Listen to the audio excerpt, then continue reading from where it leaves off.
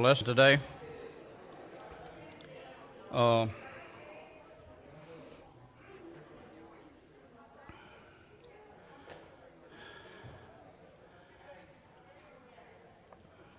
7th chapter of Isaiah deals with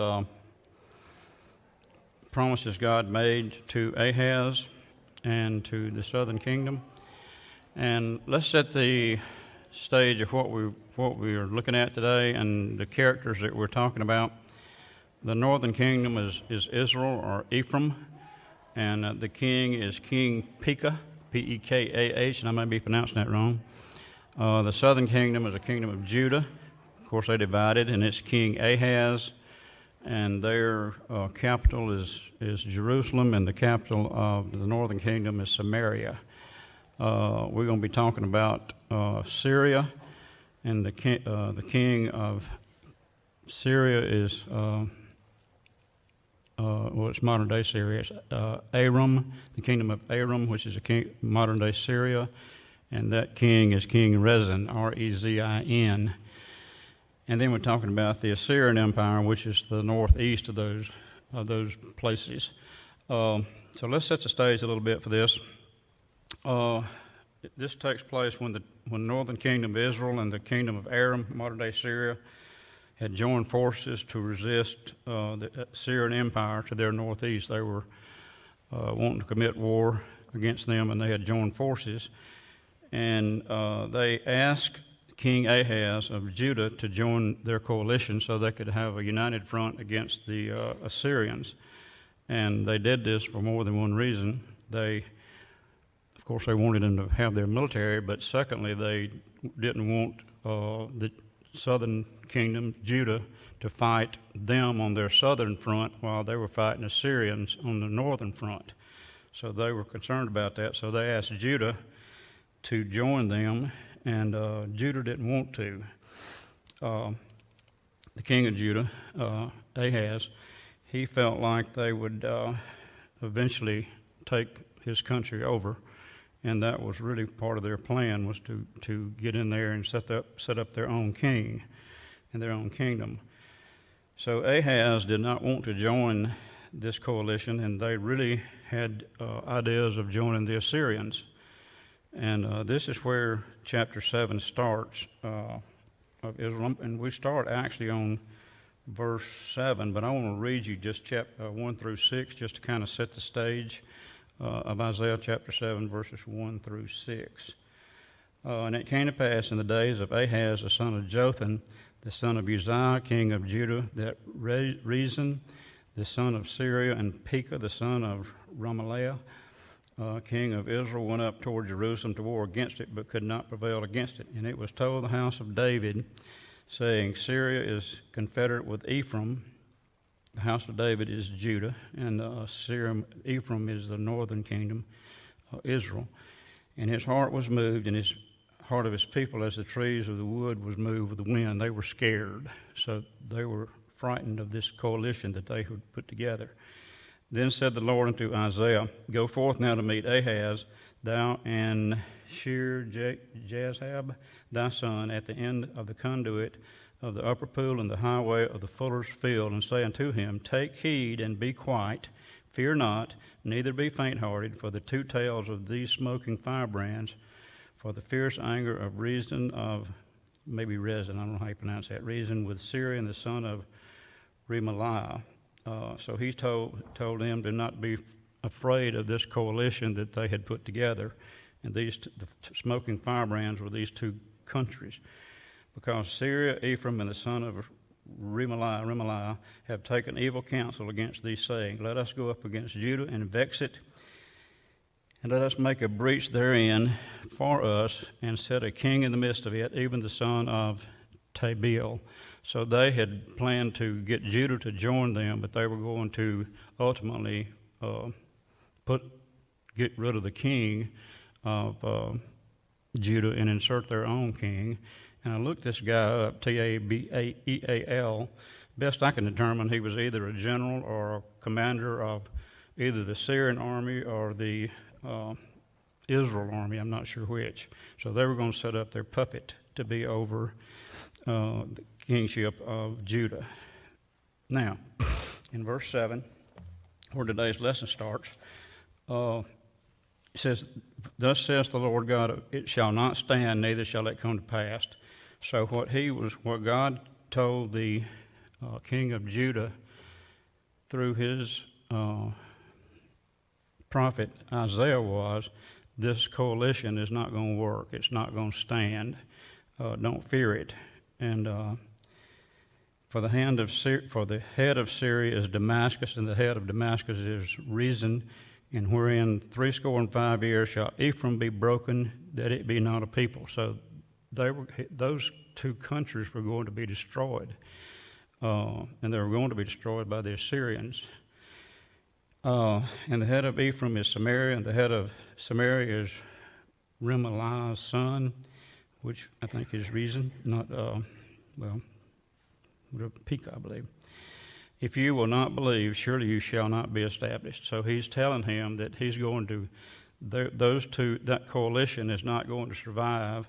They're going to be destroyed. And if he did not believe that, then he was not going to survive either, or Judah was not going to survive.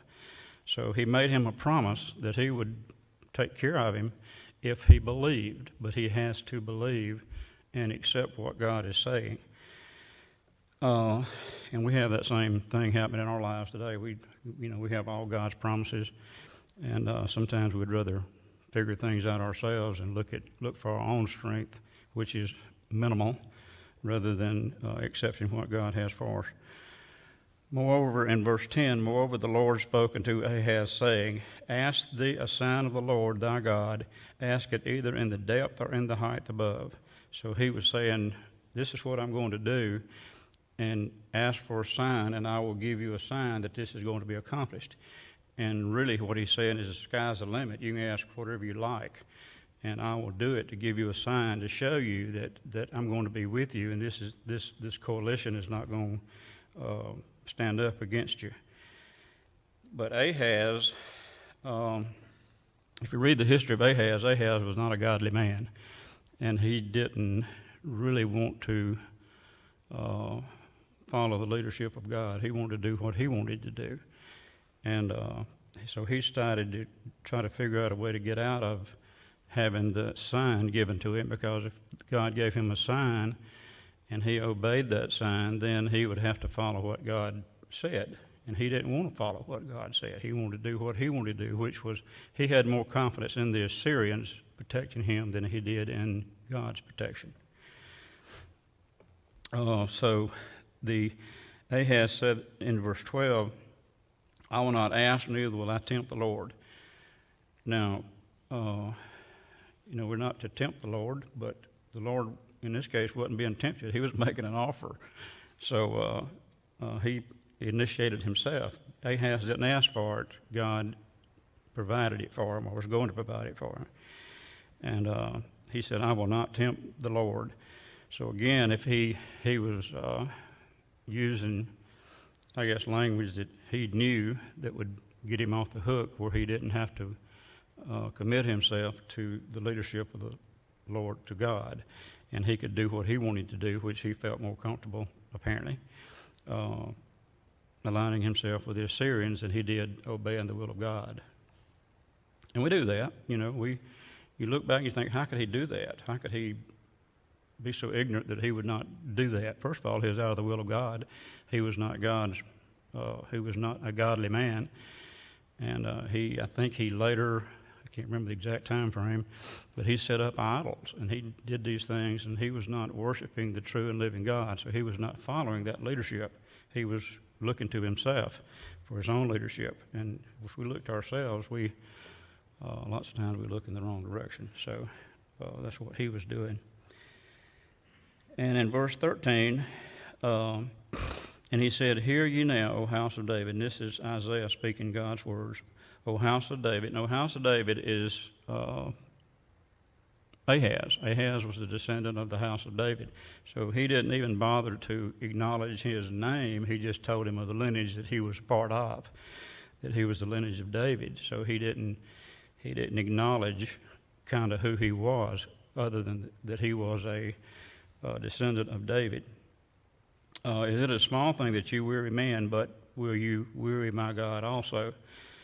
So he said it's kind of a small thing, I guess, that you wear out God's prophets. You know, you don't listen to God's prophets, so it's a small thing that you wear us out, but now you're wearing out God. God is telling you this himself, and you're not listening to him. We've spoke to you as prophets before, and you didn't hear us, you didn't listen to us, and now God is speaking to you himself through Isaiah, and you're making him weary. You're not listening to him either. So he had been spoken to apparently before. Verse 14, and if I get all this wrong, all of you guys that know the Bible real well, I don't mind being corrected. Therefore the Lord himself said, shall give you a sign, behold, a virgin shall conceive and bear a son, and shall call his name Emmanuel. Now the lesson today, and I'd never read this before, so I'm going to tell you what the lesson says. I'm going to pass the buck. The lesson says that there's actually three different interpretations of this. I'm going to tell you two of them because the third one I didn't see where it was even relevant. It says that the word virgin was actually a word that's, I didn't write it down, Alma, I think, A-L-M-A-H, Alma. And the word Alma can mean virgin, or it can mean a young girl who is of childbearing age. So it can mean either of those two. Am I on the right track? So this, if that's the case, then this, well, think a second. If God was going to give him a sign, and the sign was Jesus Christ coming, which is, that part is correct, but it's not going to happen for thousands of years. So Ahaz won't see that sign. So that kind of makes you think that there was another sign involved in that thing he was talking about. And what the lesson says today, which makes sense to me, is that using the word virgin, Alma, as a young childbearing woman, could be somebody else, and they could have a child that he was talking to in the immediate future. And the lesson says that that was Isaiah's son, that his wife conceived, and she had a son, and his name was Maker Shalon Hasbaz. Is that close? I'm sorry? Close enough? Like I say, I don't mind being corrected. That in the interpretation of that means speeding the plunder, hurrying the spoil. So Ahaz knew Isaiah. When Isaiah named his child that, Ahaz obviously knew what that name meant. So that was a witness to him that he was going to be plundered. His country was going to be plundered, and it was not going to take very long to do that. And so that would be the first interpretation. The second one, of course, is that Jesus Christ was going to be born of a virgin and come, and that's really defined more in chapter 9. If you'll look over in chapter 9 and talk about that. But with that in mind, in verse 15, it says, butter and honey shall he eat, that he may know to refuse the evil and choose the good. So butter and honey was what a young baby ate, and as that baby grew into solid food, before they got to solid food, he would know right from wrong. As you raise your children, you teach them things. So all this was going to happen before that baby got very old. For before the child shall know to refuse the evil and choose the good, the land that thou abhorrest shall be forsaken of both her kings. So he's talking to the king of Judah, that the land of Israel and the land of Syria, or whatever the name was at that time, Aram, was both going to be destroyed and left at waste, basically. And as a side note, over time, I think within about 2 or 3 years, if I think that's correct, the Syrians were defeated, and then later the Assyrians and Syrians are different people. The Assyrians attacked Israel and took a bunch of their people captive and took them out somewhere else and inserted somebody else into their area to intermarry with their people, and they became the Sumerians. Is that correct? So so you've wondered where the Sumerians came from. That's how the Sumerians got to where they were, and that's how they ended up being that mixed breed. The Assyrians did it. Where'd I get to? Verse 17, the Lord shall bring upon thee and upon thy people and upon thy father's house days that have not come from the day of Ephraim departed from Judah, even the king of Assyria.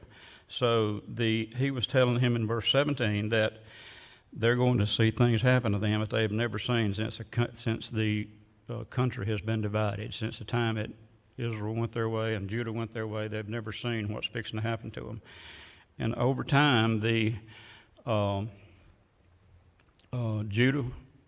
Syria was defeated, Israel was defeated, and the Judah aligned themselves with the Assyrians. And it's the reference in the book, in our book today, was like saying, invited the leopard into your house to protect you from the dogs, because the leopard was Assyria. And the Assyrians plundered Judah, destroyed a bunch of their cities, and just ruined Judah. And took them into captivity, I think. Is that correct? At a later date. There's a lot of history here that I don't know all the timeline about how all this happened. So there's it's talk about the promises of God, and God makes promises, and God honors those promises, and he promised that he would protect, that Ahaz would not be taken over by those two countries, and they weren't. They were taken over by the people they aligned themselves with, which was Assyrians. So God honors his promises. And I want to tell you a quick aside right quick. A little story. Most of you knew my mother-in-law, and she was a sweet lady, and when I married into that family, there were 5 women and me. They had their grandmother, her mother, Diane, and there's 5 of them. And so Miss Lade had that house that she lived in for a long time. Her husband, she had only been married 14 years, so she had had a long time of widowhood that she had been on her own. And, of course, her house fell into disrepair, and it became my job that just about every time I came over, I'd have a job to do. And we laughed at her. She'd always say, Leland, I got a job for you. It won't take you 5 minutes. And lots of times it didn't, and lots of times it did. But anyway, we did that for several years. And she got older, and her house got worse. And we kept telling her, you need to sell this house, and we'll build you a smaller house that you can live in. It'll be comfortable, and it'll have central air and central heat, and you won't have all these maintenance problems with it. And she said, we said, can we do that? And she said, well, there's only one place I want to live. We said, where? She said, I want to be across the street from Von D. Clark. And if you look at that corner, there was nothing, we didn't think, up there to build a house on. So we kind of ignored it. I don't remember praying about it. I should have, but I don't remember it. But let me back up just a second. She was a sweet lady. She didn't make a lot of money, but she tithed to her church, and she gave to charities, and she did all this stuff that nobody knew about. And there's a verse of Scripture in Psalms 37, I think it says, delight in the Lord, he'll give you the desires of your heart. So that's a promise, by the way, and going along with Dave's lesson. And so we just kind of dropped it. We didn't think anything will ever come of this, because there's really no place up there that we could see to build. So I went to Jackson one day, and my brother was up there, and he had an office, and I went in while I was up there to see him. And while I was there, my phone rang, and it was Charles Herring. And Charles' mother lived on that corner, diagonally across the street from Bundy Clark. And he said, and I never paid that place a whole lot of attention. And he said, Leland, we're going to sell this house, and we just wondered if you'd like to buy it. And I hadn't spoken to them, I hadn't called them, I hadn't done anything. And so first thing I thought of was, there's a little bitty strip of land on one side of that, and I don't know if it's a lot or what it is, but I went back home and I pulled up the records and I looked, and there it was a lot, a designated lot, and I checked with the family and asked them what they thought about it, and asked Miss Slade what she thought about it, and she agreed that if we could, that would work for her. So we bought it, and I tried to remember the details, and I can't. I can't remember if she lived with us and sold the house or what. I don't remember. I have no idea how it happened. I can't recall. But a long story short was, we didn't make any effort to buy that property. We had not looked for it. We had not talked to anybody about it because we really didn't think about it. But the Lord provided that for her. And I thought about that just as I was getting this lesson ready, that that was a promise that God made, and I think it's 37:4 maybe, of Psalms, that delight in the Lord, and He'll give you the desires of your heart. And that was her desire, and I think she delighted in Him. She was not one to go out and make a big show of stuff. She was very quiet. But the Lord blessed her with that. So He answered that prayer, or not that prayer necessarily, but He answered. She may have been praying for it, but I wasn't. I should have been, but I wasn't. I admit that I was not. But anyway, the Lord answered that promise that He had made, and in the Bible, and He does that still. So that what I'm telling you is the promises that God made are not limited to past history.